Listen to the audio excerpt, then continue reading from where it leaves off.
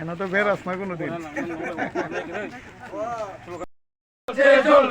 রাস্তা মেরামত করতে হবে, তাইলে আন্দোলন নইলে আন্দোলন রাস্তা রুখছে, রাস্তা রুখছে, রাস্তা রুখছে, তাইলে আন্দোলন আন্দোলন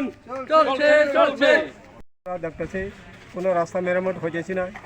আমরা উনি বিজেপি সরকারের যে তারা কইতেছে সবসময় চিফ মিনিস্টার বা অন্যান্য বিভিন্ন মিনিস্টাররা কইতেছে যে আমরা ডিজিটাল ইন্ডিয়ার মধ্যে থাকি, আমরা ডিজিটাল ইন্ডিয়া করব।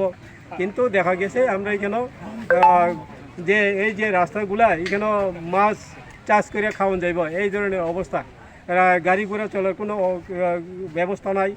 এখানেও দেখা গেল আমরা এখানে এত এরিয়া থেকে লোক আইয়ে বাসাইবাড়ি গোপালনগর থেকে আরম্ভ করিয়া এখানে শিকারিবাড়ি, আইডাঙ্কুর, বাটি ময়দান, উজান ময়দান, চাম্পাহাড়ের যত লোক এখান থেকে সব আসা যাওয়া করে, লেখাপড়া করা লাগে, এখানে টাউনে যাইতে হয়, বিভিন্ন চিকিৎসার জন্য টাউনের দিকে যাইতে হয়।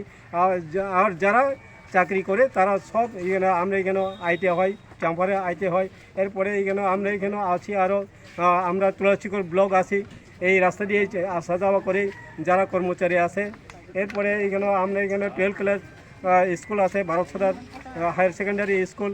এরপরেও বিভিন্ন হাই স্কুল বা সিনিয়র বেসিক স্কুল তো আছে ওই। এরপরে এখানেও আছে রাস্তা এলে আমরা খোয়াই চাম্পাহাড় রোড, এই রাস্তা দিয়ে কোনো গাড়ি ঘোড়া যাওয়ার মতো ব্যবস্থা হয়েছে না, কোনো গাড়ি ঘোড়া চলার মতো এই রাস্তা নাই, উপযুক্ত নাই। এখানেও আমরা চাইতেছি দীর্ঘদিন ধরে গভর্নমেন্টের কাছে আমরা চাইছিলাম, গভর্নমেন্টের কাছে আমরা রিপোর্ট করছিলাম, এসডিএমের কাছে রিপোর্ট করছিলাম, কিন্তু আজ পর্যন্ত তারা এটার মেরামত করার কোনো ব্যবস্থা নিতেছি না। এ লেগে আমরা এই রাস্তাগুলো আজকে অবরোধ করতেছি।